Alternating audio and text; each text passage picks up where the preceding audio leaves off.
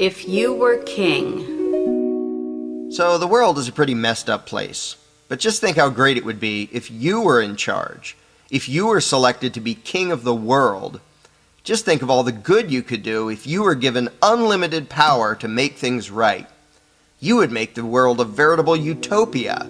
You could feed the poor and house the homeless and defeat the wicked and protect the innocent. You could save the world. Everyone would love you and thank you. If you just had the power, you could make everything fair and just and safe. Well, no, you couldn't. You might try and you might mean well, but any great and noble plans you had would soon fall apart, and you would turn into a tyrant. This isn't because you're stupid or because you're a bad person. Even if you're quite intelligent and have the best of intentions, all your effort to use your power for good would be an absolute, complete, and utter failure. Why? Well, let's consider a few examples. Agenda item number 1. Helping the poor. Suppose, as a benevolent king, you decided to give lots of stuff to the needy, to help the poor. Surely that would be a noble thing to do and would make society better, wouldn't it? Well, no, and here's why. Whether it's a king, a Congress, or anything else, government doesn't create any wealth. Any wealth it gives away, it first has to take from somebody else. As king, before you could give anything to the poor, you'd have to take it from someone else. But suppose that someone else didn't want to hand it over. Whether he just wants to keep it himself or wants to give it away by himself, or thinks you do a bad job of it, if for any reason he didn't want to fund your plan, what would you do about it? If you're king, you don't just ask people nicely. Anyone can do that, but no one has to listen to them or cooperate. As king, you would be commanding people to fund your ideas. And those commands, if they're going to be any more than suggestions, will be backed by the threat of punishment for those who don't obey you. If some peasant doesn't think he can afford it, or doesn't trust you to spend it wisely, or just wants to keep his own money, what will you do about it? Just let it slide? Not if you want to have any power. If your subjects can ignore you without any consequences, then you have no power. So the peasant who wouldn't fund your plan must be punished and made an example of. Suddenly, you're not just benevolently giving stuff away, you're hurting people who don't want to do things your way. Whether you execute the peasant or imprison him or burn his house down or take some of his stuff, whatever, you'll be doing harm to him simply because he wouldn't let you take his money.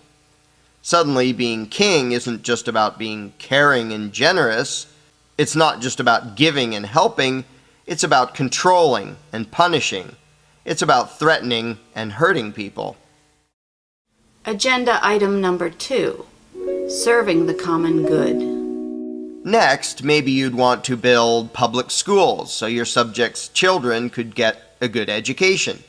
And you'd build a big library and a public park and museums and zoos and a great road system and hospitals and all sorts of things that will benefit the people in general. And your people will love you for being so charitable and thoughtful. But again, how do you pay for it? Kings don't get castles and piles of gold by working hard. They get those things by taxing their subjects. Every penny you spend, whether you're spending it on yourself or on so-called public projects, you first have to take from your peasants. In reality, you're not giving them anything. You're merely spending their money for them.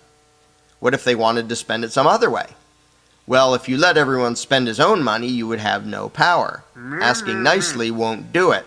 If some peasant wants to buy a bigger house instead of helping to pay for a library, or wants to buy more land or save for the future instead of chipping in for a public school, what will you do? If you do nothing and let him get away with that, all your power is gone. Again, to remain king, you have to punish those who won't fund your agenda. So not only are you merely buying the peasantry things with their own money, rather than giving them anything that actually belongs to you, but you're also threatening to cage or otherwise punish them if they resist your efforts to spend their money. You can loudly proclaim that it's for their own good and that your plan is better for the people as a whole, But if some of them don't see it that way, you're still going to have to send out your mercenaries to crush any dissenters. Agenda item number 3, enforcing good choices. So, trying to be a benevolent king by giving your subjects things that you bought with money you first stole from them turns out to be a lot less noble and less fun than you had expected. So you try a different approach. You decide to use your power and authority to make people live healthier lives. You require everyone to exercise for at least an hour a day and to eat a well-balanced diet. Undoubtedly, that would improve the health of many of your subjects. So how could they complain about that? What could be wrong with that? Well, what do you do if somebody disobeys? If some peasant won't eat his vegetables, what do you do about it? Ask nicely? Being in charge isn't about asking, it's about telling, it's about commanding. And a command isn't a command if there are no consequences for disobedience. So the non-compliant would have to be punished. Whether you take some of the peasant's money and call it a fine, or put him in prison, or have him publicly flogged, you will have to intentionally and publicly hurt him one way or another simply because he wouldn't follow your advice. If you ban smoking or drinking or using drugs or eating too much candy, there have to be adverse consequences to any peasant who disobeys.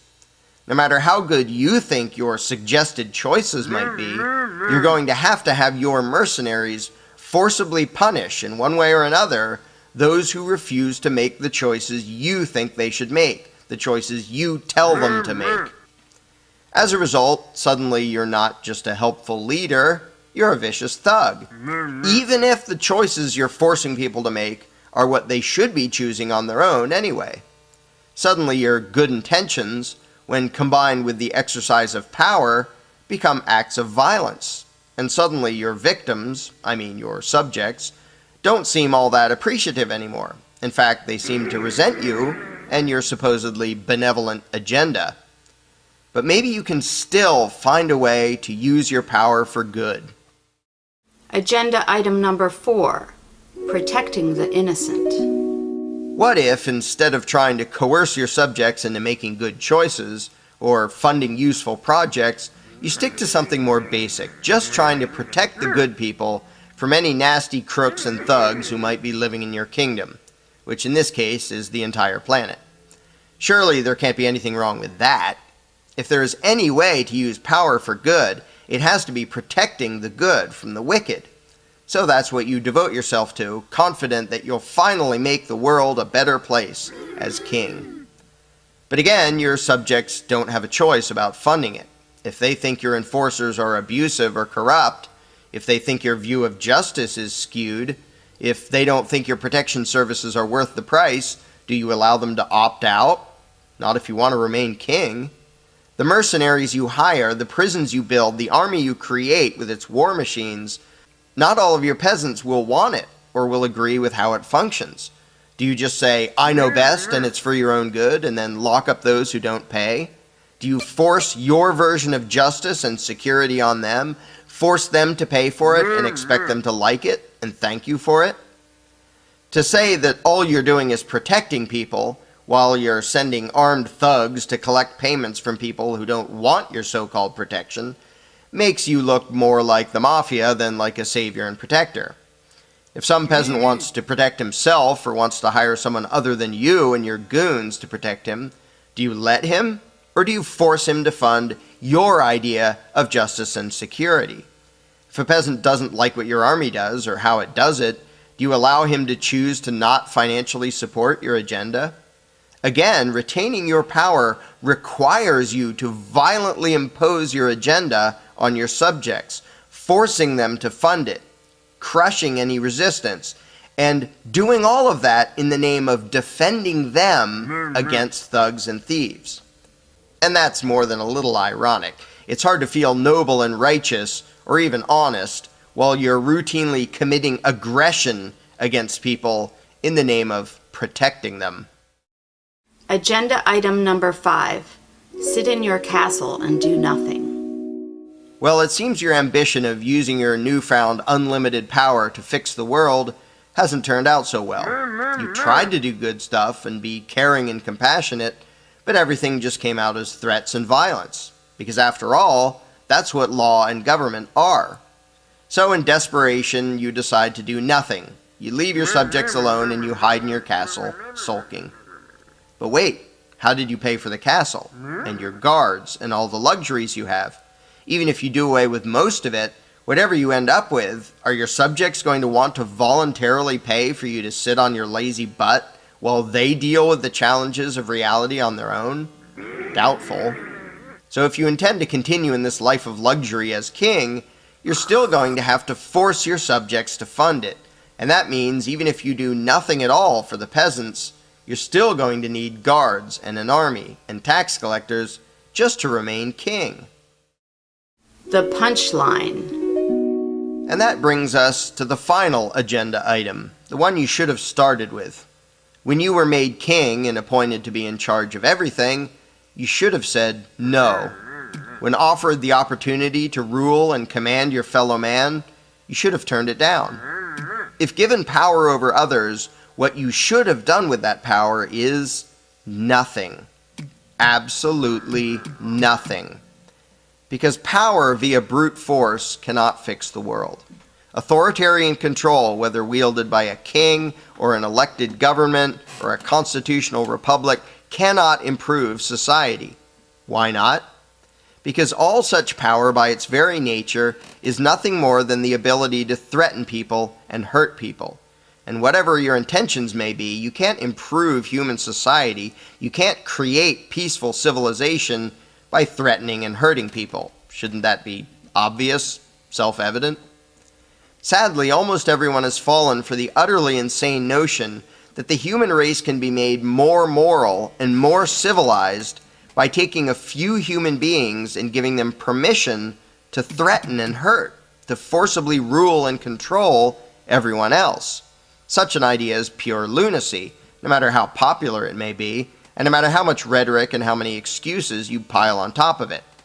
You can pontificate all you want about constitutions and elections, representative government, consent of the governed, and so on and so forth, but that won't change reality.